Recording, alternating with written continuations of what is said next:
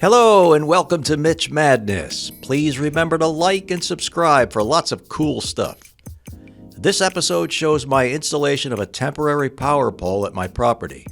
This is not a step-by-step tutorial on how to assemble it. Rather, it shows the way I did things and will hopefully answer some of your questions regarding inspection issues. I assembled this using information gained from other YouTube contributors and found that in several cases, the results of inspections were not provided. I live near Nashville, Tennessee, and my county government does not have an electrical inspector. Instead, they use an inspector from the state fire marshal's office. The inspection process was painful and required 3 inspections to be performed before it passed. I was fully expecting to need 2, and in my opinion, the 3rd could have been avoided with more communication on the inspector's part. Keep in mind that whenever I tell you that you must do this or that to pass inspection, understand that this is what the majority of others have reported, and things certainly could be different for your jurisdiction. Okay, let's start at the top and work our way down the pole. An eye-bolt must be installed at the top of the pole to support the cables. This must be a through bolt with a nut. A lag type of eye bolt is not acceptable. This must be located below the top of the weatherhead, and I'm assuming that it must be galvanized. In my case, I was able to harvest many of the materials from the removal of the electric service from the house that was demolished. That is the reason why I used the 2-inch conduit. Most other folks use smaller conduit. My original conduit was steel, but it was really heavy, so I used a scrap length of plastic conduit instead. I initially had the original metal weatherhead cap installed on the plastic conduit, but another person suggested that the metal cap might need to be bonded for this, so instead I switched the cap out to a plastic one to avoid inspection issues.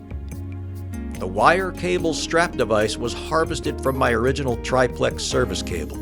I don't think you need to provide this, but I'm not sure. Check to see if your electric service provider has their own requirements. In my case, they have a document and diagram that shows their specific requirements for height, etc.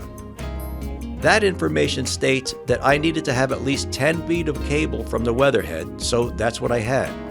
Unfortunately, the information did not specify that what they really need is for you to splice and tape triplex cable onto those wires, and that was one of the things that made my first inspection fail. Not a huge deal, since they left me with a ton of triplex cable when the service to the house was retired. I bought the splices from Amazon and they worked really well. Choose carefully what sizes you need, because there are a lot of different ones depending on your wire size. I taped them really good. Most of this was a guessing game, but luckily the inspector didn't even blink an eye over how I did this. The biggest question I had was if it is okay to use a 4x4. Most of the guys I saw here used 6x6s, and I was never able to find a definitive answer on if 4x4s are okay. I believe this varies by jurisdiction though, so do your research on this. I was never able to get an answer on this, so I winged it with the 4x4 and it passed inspection just fine. The downside of using a 4x4 is that it is not wide enough to be able to mount the meter base and the load center too, so I added the pieces of 5/4 pressure-treated lumber to mount the stuff too. I was very concerned that this would not fly, but again it was okay with the inspector. I couldn't find any metal conduit straps that fit correctly over the 2-inch conduit. I cannot explain this. I tried 3 or 4 different types and none of them fit. The only ones that worked for me were these plastic ones. Again, you're probably not using 2-inch conduit, so your results may vary. The meter base was harvested from the house. The array of conduit connectors were glued with the correct gray conduit adhesive. There does not appear to be a gasket available for the flange on top of the box, so I sealed it with silicone. I don't know if this is required, but it seemed like the right thing to do. Getting into the box, I used a QO Homeline 70 amp outdoor box. I would assume that an indoor box would be unacceptable. Most folks say to be sure to put white tape on the neutral wires for identification. I used 2/0 wire from the weatherhead to the top of the meter box since I had plenty of it left over.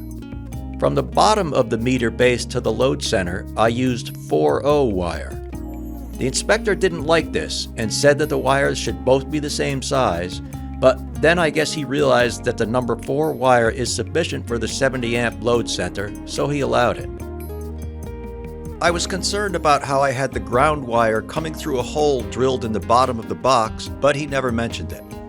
The ground wire runs down the pole, over the ground, and is attached to the ground rod with the correct connector.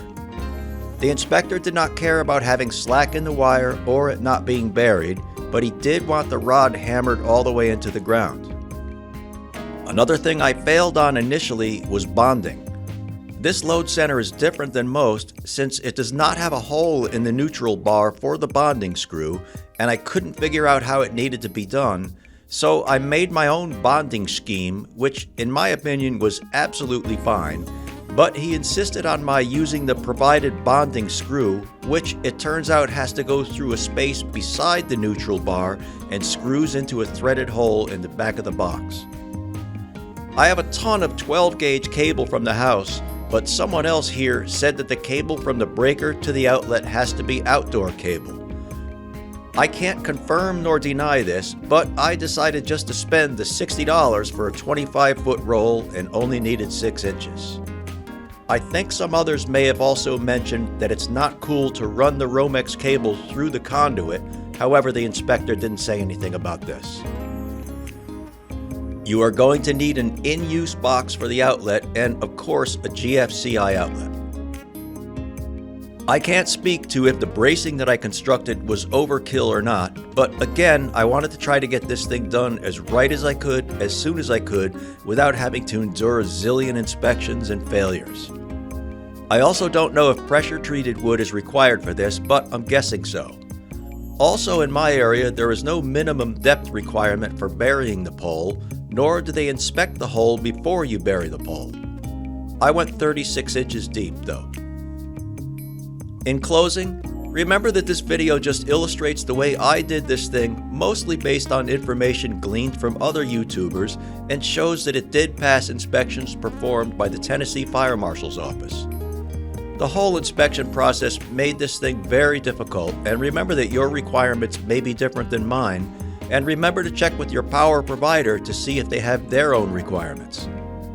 I'm confident that the way I had things done before any inspections were performed were safe and probably would have passed with most inspectors other than the required triplex cable, but we all know you have to go through this. When the guy arrives for the first time and without even getting out of the car says, "You know, you really should hire an electrician," you know that things are not going to go well.